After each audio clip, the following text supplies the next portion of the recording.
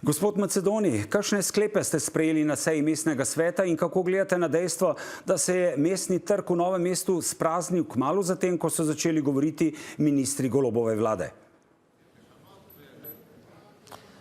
Torej, mislim, da so danes Novomeščanke, Novomeščani, Dolenjci za svojo številčno udeležbo pokazali res neko odločno stališče, da imamo dovolj in da zahtevamo, da se stvari radikalno spremenijo.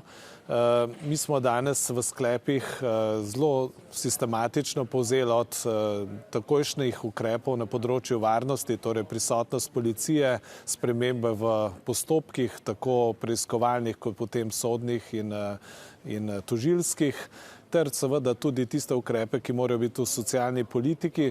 Vse to pa pričakujemo, da bo z interventnim zakonom uresničeno že v naslednjem mesecu, torej do konca novembra. Gospod Pogorelc, tudi sami ste bili žrtev romskega napada. Kako ste doživeli današnji dan v Novem mestu?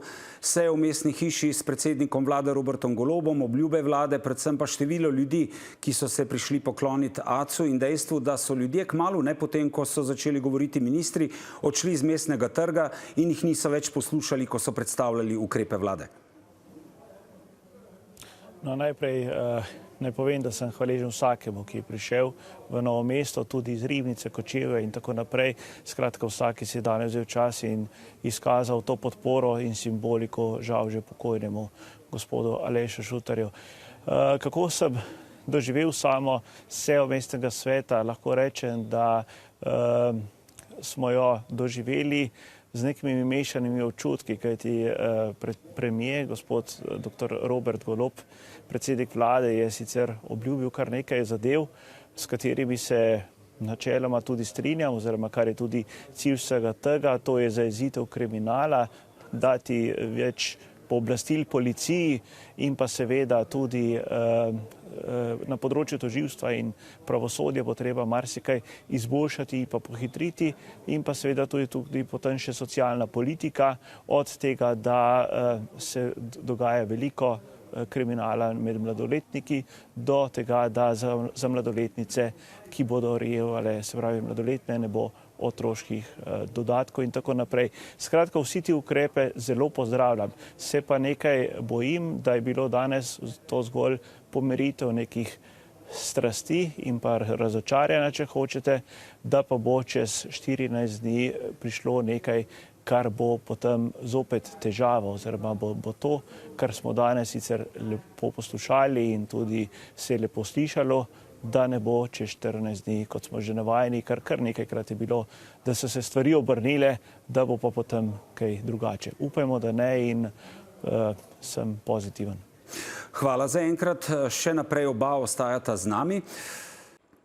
Z nami sta zdaj spet novomeški in ribniški župan Gregor Macedoni in Samo Pogorelc. Gospod Macedoni, se vi pridružujete zahtevi zbrane množice, ki je ob nastopu predsednika vlade Roberta Goloba vzklikala odstop, tako kot med nastopom ministra Luke Mesca, ki pa je, kot ste slišali, že dejal, da ne bo odstopil?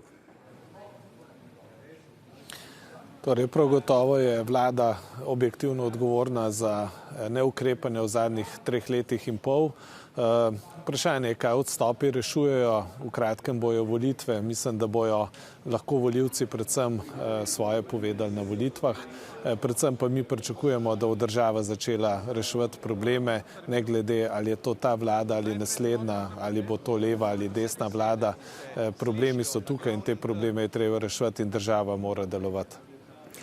Gospod Pogorelc, kako pa vi gledate na zahteve protestnikov, ki so zahtevali odstop predsednika vlade Roberta Goloba in ministra za delo Luke Mesca? Se strinjate z njihovimi zahtevami? Zdaj, tako kot je že dejal kolega Gregor Macedoni, tudi jaz se pridružujem podobnemu mnenju, sem pa vseeno sam pričakoval, da bo gospod Luka Mesec vendarle odstopil že v paketu, takrat, ko sta odstopila, se pravi takoj v nedeljo, kot sta odstopila že Poklukar in pa gospa Katičeva, da se bo pridružil še on, kajti v končni fazi je ravno na Ministrstvo za delo, družine in socialne se pravi možnosti, da je ravno tam tista težava pri tem, da so nekatere stvari, ki ustvarjajo in pa, bom rekel, živijo kriminal, pa tudi želje po integraciji zaradi takšnih zakonov, kot so trenutni, prav posebej ni. Gospod Macedoni, pod črto, kako bi vi danes ocenil ta vladni obisk in seveda tudi ukrepe na socialnem področju, ki jih je danes vam predstavila vlada, in tudi na varnostnem področju, povečana policijska pooblastila, lahko smo slišali v oddaji, kakšna so, in že tudi prva mnenja. Predsednik vlade Golob je obljubil, da bo zakonodaja spremenjena do konca novembra. Kako zdaj ocenjujete izplen današnjega dogajanja v Novem mestu? Mislim, da je predvsem tisto, kar lahko kot pozitivno vidim, je, da smo prvič na plano pripeljali tudi tožilstvo in sodstvo. Tukaj je bil predsednik Vrhovnega sodišča in namestnik generalne državne tožilke. Namreč pogosto smo ugotavljali, da so te vrtički, ki so bili nekako reševani vsak v svojo smer, na eni strani policija, potem na eni tožilstvo in potem sodstvo.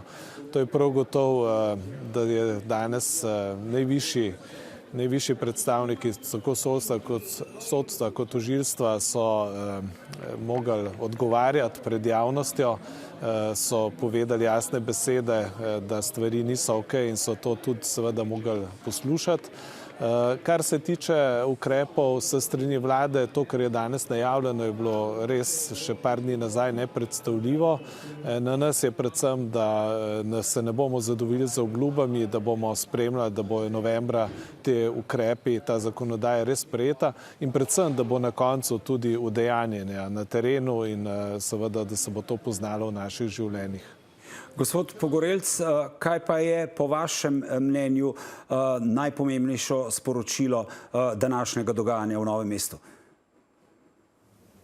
Poglejte, v bistvu najpomembnejše sporočilo je to, da pač, tako kot sem že tudi sam zahteval, da se ustavi nemudoma kriminal, ki se dogaja v romskih naseljih in pa izven njega, in pa seveda, da naredimo takoj korake oziroma da vlada pripravi vse ukrepe k integraciji in pa da se vse te zadeve, kar se tiče kršitev in pa kriminala, ne ponavljajo. Tako da v bistvu, kar se slišanega tiče, tako kot je že povedal kolega Macedoni, lahko rečem, da tisto, kar je bilo res še par dni nazaj nepredstavljivo, je sedaj, bom rekel, bilo izjavljeno, vendar še enkrat, dokler zakoni dejansko ne bodo sprijeti in pa v končni fazi se izvedli tudi potem na terenu oziroma v naravi, in dokler se ne občuti po vseh resorjih, da je dejansko to, težko še komu kaj verjamem, kajti prevečkrat sem že